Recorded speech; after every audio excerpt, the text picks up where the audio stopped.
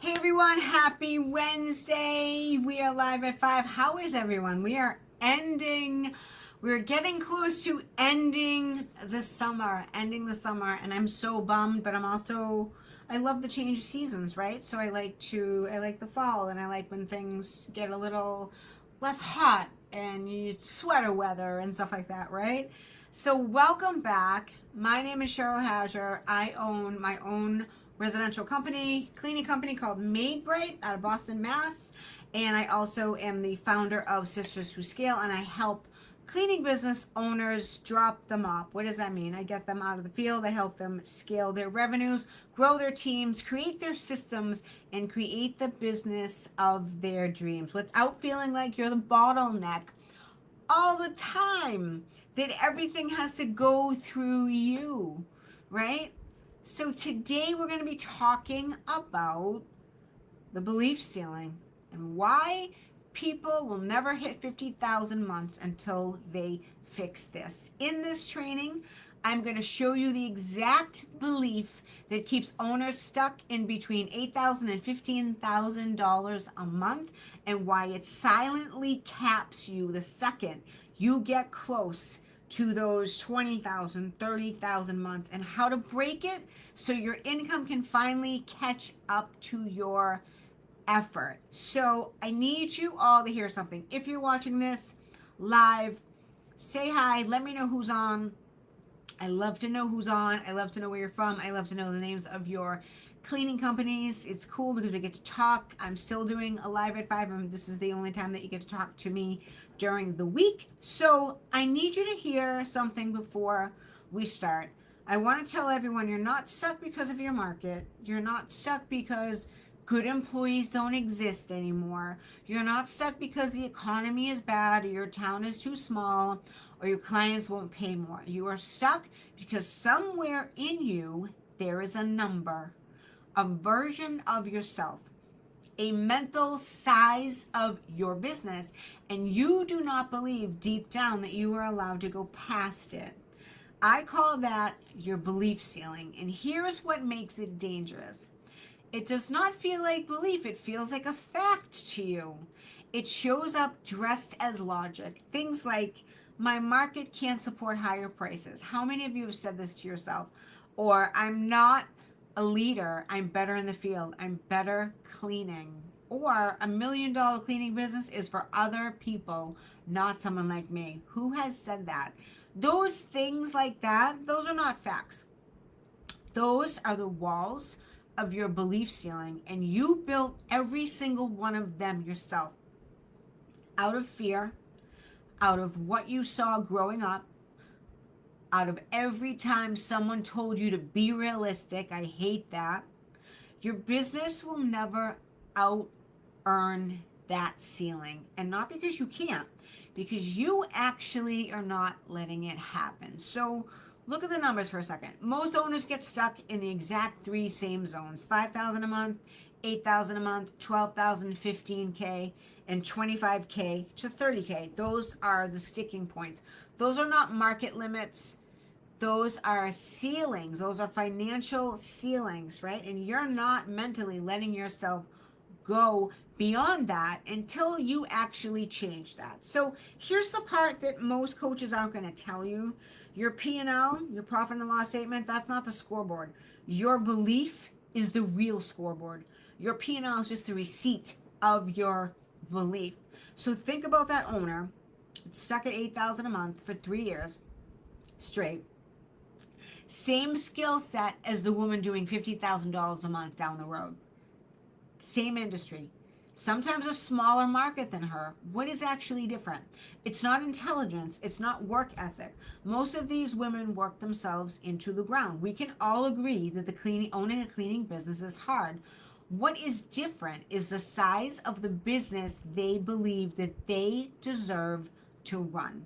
So you will unconsciously sabotage anything bigger than what your belief ceiling is. You will underprice that bid without even knowing it. You do it subconsciously, right? You will avoid hiring the leader that would have replaced you in the field, because You don't want to let go of control. You will talk yourself out of the opportunity that scared you and call it being smart. That's not a strategy. That's your belief ceiling protecting itself. So here's an analogy that might make this click. Think of your belief ceiling like a thermostat, not a rule. A thermostat that does not care what temperature you want. It cares what temperature it is set to.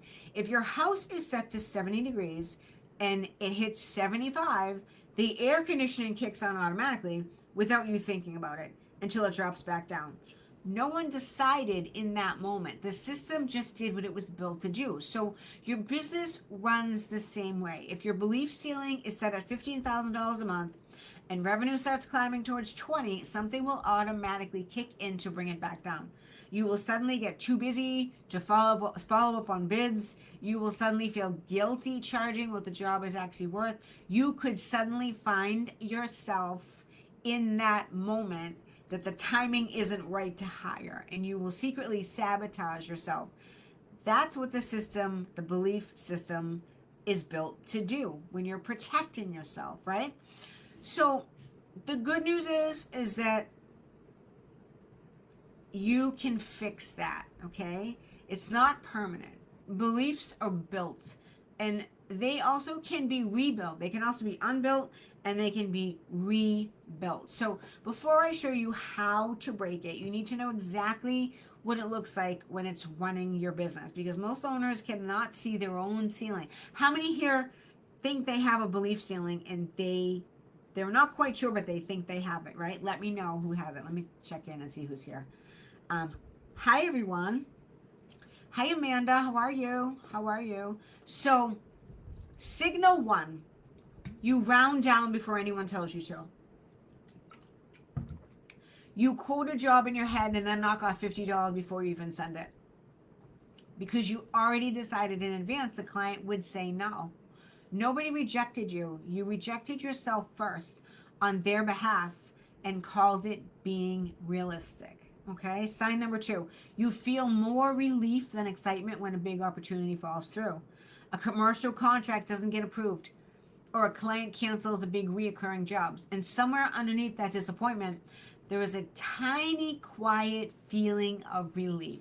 That relief is your belief ceiling protecting itself, because you have not yet decided you're the kind of owner who runs one, right? Sign number three, you explain your income with a story instead of a decision. So listen to how you talk about your revenue. If you say we're just a small market, or it's hard to find good help right now, or this industry doesn't pay like other industries, you're explaining your income with a story about your circumstances.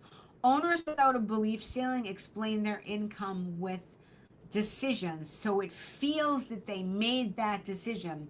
I haven't raised prices yet. I haven't hired a manager yet. So decisions can be changed when you want them to be changed, and they can be changed today. Your stories don't have to feel permanent, and that is exactly what your belief ceiling hides inside of them. So if you've recognized yourself in even one of these things that I'm saying, good, because that's the first crack in the ceiling. So let me show you what breaking a belief ceiling actually could look like in four different owners. Okay, Andrea Masfelton from ACS, Sydney, Montana. She came to me when she was about $12,000 a month. She was cleaning every day in a town of 6,000 people in an oil field country. Her belief ceiling was simple: a small town can only support a small business. But she never tested that belief. She just accepted it and built her whole entire strategy around it. So that shift did not happen when her market changed. Her market stayed exactly the same size. That shift happened when she stopped believing her town was the limit and started believing there was money in that town she hadn't gone after yet. So she found the oil field industry housing niche, and she built systems that could serve it. Went after accounts most cleaners in her area were not doing, that never would have believed they were available to them. So now she's running 40,000 plus months, and just landed a few months ago a big commercial account, $60,000 a year commercial account, in a market she used to believe that had given everything to her it could already. So her market did not grow, her belief ceiling did. So she went from 12K to 40K months. That's like a $28,000 jump without, without moving out of her town, okay? Second cleaning business owner, Amanda Ellis, Secret City Cleaning, Tennessee. Amanda was a solo operator making about $3,000 a month, doing everything herself. Her belief was not about market size. Her belief was about herself. I can't find good people, so it's on me to do it all. She figured she's not going to fail herself, so she can do it all. So do you understand how that belief protects her? It protected her from something scarier, the idea that she could actually lead a team and it might work. She was petrified of hiring, right? Hi, Amanda. I'm talking about you. She almost stayed there. Instead, she joined me. She joined Drop Them Up, and she rebuilt her systems, her onboarding, her leadership. She gave good people a reason to stay. She went through the hiring and firing as much as she hated it and just powered through it. Those systems worked, okay? It's the systems that work. So she now has a team that's growing past solo for the first time. She's more than quadrupled her income. She's 5x'd it, and now she's sitting at right around $15,000 a month, and she's still growing. Owner number 3, Gloria Paul from A Greener Clean, North Carolina. She was sitting at about $15,000 a month. She was feeling burnt out. She almost quit alongside her team every day before we started working together. Her belief ceiling was this business cannot run without me physically in it, right? Which was so not true. So that belief was not about her market or her team's ability. It was about her own sense of worth being tied to being needed every single day. So stepping out of the field meant confronting that belief that had nothing to do with cleaning. If she was not indispensable, she was not valuable. So Gloria stepped out of that anyways, right? I pushed her. She built that leadership structure. She trusted people she had not fully proven yet. Now she's blown past 40K months, and she hasn't picked up a mop in a long time. Same team, same market, over $25,000 a month in gross. That came entirely from a belief shift, not a strategy shift. Owner number 3, Brenda Hagen, Done Right Cleaning in South Dakota. She had been stuck at $20,000 months for almost 2 years, not struggling. Totally struggling, not comfortable, had a bunch of dramatic cleaning owner, toxicity through the roof, right? Her belief ceiling did not sound like fear. It sounded like gratitude. I'm already doing better than most people in this industry and in this town. I should just be happy with this, right? That's when you settle. That is one of the sneakiest versions of a belief ceiling there is when you settle, because it wears the disguise of humility. She had the team to grow, right? She had it. She had the systems. What she did not have is permission from herself in her own head to want more than what already felt like a win. So I asked her a question, and that's what cracked it open. I said, if you already believed you deserve 50K months, why would you have said yes to this year instead of saying no to it, right? She had a list in under a minute, a second location, a commercial contract, talked herself out of it because she felt greedy to go after it, right? So now she's hitting 30 plus K months. Nothing about her market changed. She just stopped confusing gratitude with a ceiling, right? And that's the difference, right? That's the difference, everyone. What you believe. Amanda, almost 17K months. Hi, Micah. I'm not ignoring you. Welcome. That is crazy. Hi, Christina. How are you? I know, Christina. It's a lot about belief. That is crazy. I'm so proud of you, Amanda. Oh my God, I'm so psyched. I'm psyched for you. Yay. I get just as excited as they do. I think I get more excited than you guys do. So let's talk about the mirror moment. Okay. I want you to actually answer this and not skim past this. Answer it right on the page here. What is the belief you've never said out loud that runs in every decision in your business? Is it something like, I'm not the kind of person who runs a big company? Is it people like me don't hit $1 million? That's for someone else. Like, what are you saying to yourself? Are you saying things like, if I charge what I'm worth, I'll lose everyone? Should I just be grateful for what I have? Like, where are you right now? So whatever it is, the uncomfortable part is this: you have been protecting your own limiting belief. And every time you underprice a bid, avoid a hard conversation, which there are hard conversations in this business, right? You're making sure your reality never proved the belief wrong. And that's what I strive to help you do, to hit those higher numbers and hire people and stop cleaning, right? That's not a character flaw. There's nothing wrong with you. That is a belief that has been running the show without your permission. You don't even know that that's happening. So if you want to actually find the number instead of feeling it, do this exercise right now, okay? If you're watching this on replay, pause it if you have to, all right? Write down the number that makes your stomach drop a little, that feels almost embarrassing to say it out loud, like it feels uncomfortable to say, okay? The gap between, so write that number down first, right? And then write the one that's almost embarrassing to say. And then the gap between those two numbers is not a strategy gap. That gap is entirely made of belief. Everything you would need operationally to hit that second number. So let's say you have $15,000 months, and let's say you have $32,000 months, okay? Everything you would need operationally to hit that second number, you are capable of learning how to do. What you're missing is permission from yourself, right? And permission is the one thing that no one can hand you. You have to decide that, you know what? I'm going to learn how to run a payroll. I'm going to learn how to hire people. I'm going to learn how to retain people. That is what you have to give yourself permission to do instead of the self-limiting beliefs, okay? So I have taught this concept enough to know exactly what is running through your head right now. So let's deal with it, right? This isn't mindset fluff. This is actual strategy. So I get it, why it sounds that way, but look back at the numbers. Andrea's market didn't expand. Gloria's team did not change. Brenda's systems were already built. The strategy existed before the growth did in every single case. So what changed was they let themselves finally execute on it. That is the difference. That is mindset without strategy. That is not wishing, okay? That is not wishing. Strategy without belief is a plan that quietly never gets executed. You can have all the strategy in the world, but if you don't execute on it, it never gets done. So you need both, but you already have more strategy sitting unused than you think. My market is really smaller. This doesn't apply to me. No. Andrea ran her business in a town that had 6,000 people in it. If her belief ceiling was the real limit and not her market, I promise you, yours is too.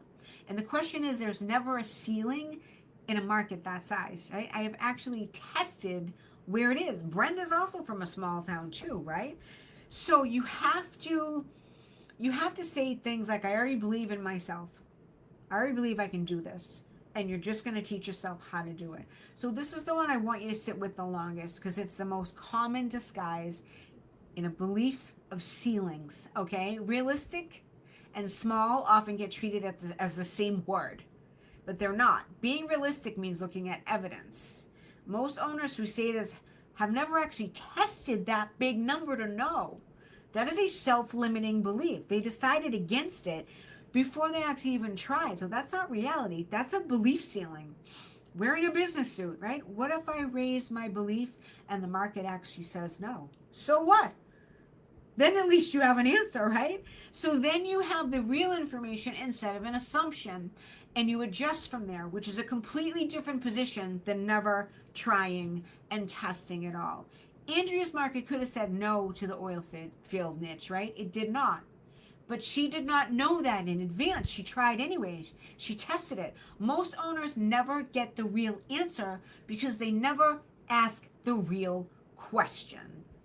A no after you tried teaches you something. You're learning something. A no gave yourself in advance whether or not it's going to work, right? It teaches you nothing except how to stay small. So your belief ceiling is prohibiting you from doing this. All right? Is that making sense, everyone? That making sense? Making sense. All right. So let's talk about the cost of staying under the ceiling. And I want to put a real number on this before we move and what to do about it. Because vague costs don't motivate anyone to change. So if your belief ceiling is capped at $15,000 a month instead of $50,000 a month, that's not a $35,000 problem. That is a $420,000 a year problem. That is over $4 million across the next 10 years in running this business, sitting on the other side of a belief you have never once written down and challenged out loud. That is all your fault. You are where you're at because you've been keeping yourself there. That number is not to make you feel bad. My goal is to not make anyone feel bad.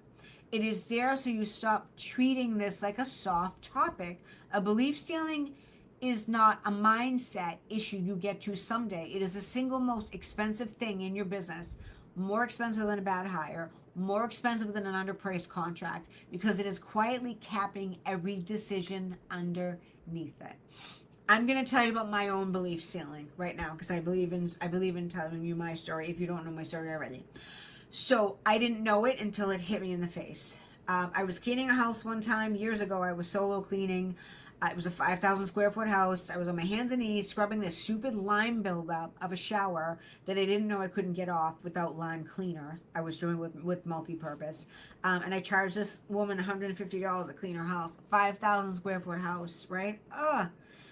Client sees me cleaning the bathroom, right? She walked in the bathroom. She looks at my work and made me feel like shit. Like I was beneath her. Like what I was doing was not worthy of that. And she started yelling at me. She started yelling at me saying the Brazilians do a better job at the beach house than this, right? And I felt less than. I ended up firing her because I wasn't going to take that shit. But it made me feel terrible, right? And the truth is that part of me agreed with her, right? Not because it was true, because somewhere underneath it, I believed that cleaning houses for a living made me less than at that moment. I believed I should have been grateful for the work. I believed 150 was already pushing it. I should have been charging her 350 for that size house, right? That belief was not about pricing strategy. It was about what I thought I deserved. And that moment when I fired her changed everything in my business. That was not a pricing decision. It was a belief decision. I decided I was not going to be less than anymore. I decided the work I did was worth real money, and I was the kind of woman that ran a real company or was going to run a real company, not just the kind of woman who cleaned houses to get by. So every price increase I did after that, every system I built, every time I stepped back from the field was proof I was collecting for a belief that I had already decided to hold. So that didn't feel dramatic in the moment, right? There was no lightning bolt. There was no dawn on me. I felt like shit. I felt terrible. The first price increase after that shower was small. It was $10, $15, right? And I still remember being terrified. Why would someone give me more money? You know, aren't they going to say no? But I noticed something that my business at that point, once I fired that lady, that business at that point, even though I was solo, didn't collapse. It didn't collapse. I started getting yeses at higher prices, right? That was the actual mechanism of the whole thing. It was not one dramatic decision. It was refusing to let that old belief win and let it creep back in. So my company, that 850,000 plus, didn't come from working harder than that person that I was. It came from believing in myself and believing something was different about me than me just cleaning a shower where I was making $150 for 4 hours worth of work because it used to take me so long to clean that house, right? So I'm not leaving you with a feeling. I want to give you something to do this week. I want to give you some actionable steps. So if you have a pen, piece of paper, if you want to write it down, I'll wait. I want you to work on these things so I can help you get through this. Amanda says 100% right. did this goal setting back in January. I was at 9K and I set my goal K for 20, which sounds like a huge number, but I decided to believe it was possible. You're almost there. Yes, you are totally almost there, and that is freaking awesome. And the next is 25. Let's keep raising it. So, okay, number one, I want you all to name your belief ceiling out loud. If you want to write this in the chat, write it in the chat. I read all the comments and I will respond to you either in the chat or on Facebook, because I'm connected with a lot of you on Facebook, okay? So this specific sentence, I want you to write down, I need to work on my mindset. That's it. That's the actual belief. I need to work on my mindset.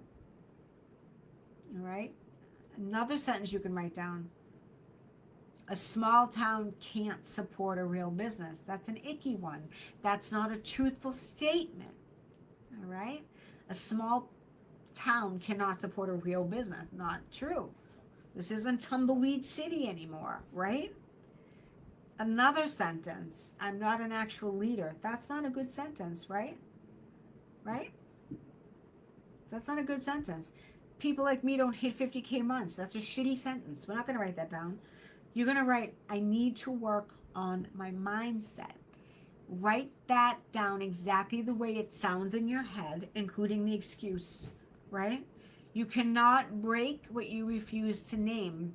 And most owners have never once written their belief ceiling down in plain language, right? You need to look at it. You need to cross it out with red marker, right? Number two, I want you all to find the decision that belief has been making for you. I want you to find it all in your business. What decisions are prohibiting you from going beyond that belief ceiling? So every belief ceiling shows up as a pattern of decisions, not just a feeling. Pull up your last 10 quotes. Look at them. Look at your last 3 hiring decisions, or look at the last opportunity you turned down to be honest about why. That is your belief ceiling in action, in your actual numbers, not in theory, okay? And number 3, do one thing this week that only makes sense if the new belief is true, not the old one. If you believe that you're a leader, hire one this week. Hire someone this week. If you believe your market can support more, send that bigger bid. Don't be afraid. Don't say when things settle down, right? Evidence builds belief faster than affirmations do. And it only takes one data point to start proving that old belief wrong. Number 4, I want you to track your proof. Every time you act against the old belief and it does not blow up in your business, write it down.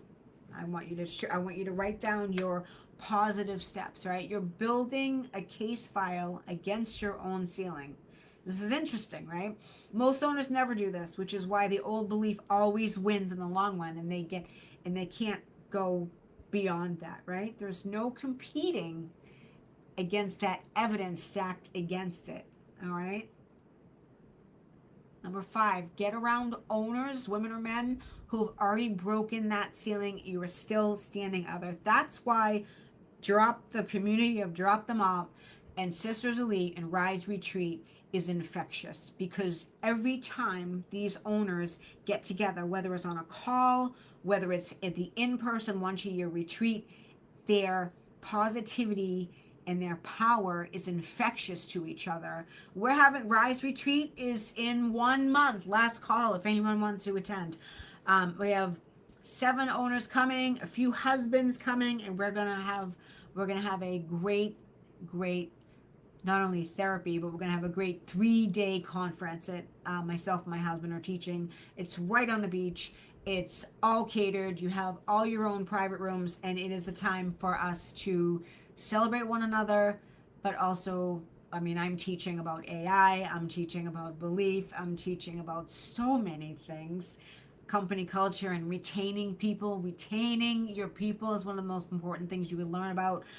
So if you're interested, if you've worked with me, whether private or Drop Them Up or Sisters Elite, and you want to attend, I have a couple of spots left, so just message me.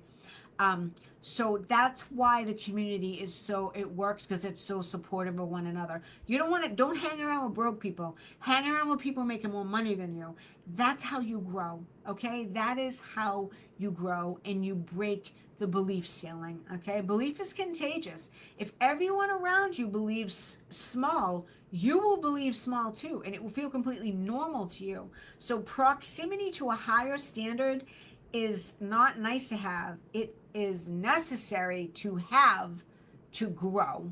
And the last thing, number 6, I want you all to set the number before you feel ready for it. I want you to set that number that scares the holy crap out of you. $50,000 months, $30,000 months, $25,000 months, whatever it is, write it down. I want you to write it down. Do not wait. It's not going to feel comfortable to you, ever. When you're growing, no numbers feel comfortable to you. They should feel exciting and scary at the same time. Because more money, more problems. No, more money means more systems have to be in place, more things you have to learn, right? So comfortable is the old belief's favorite stalling tactic. Decide the number first, then let the business catch up with the decision.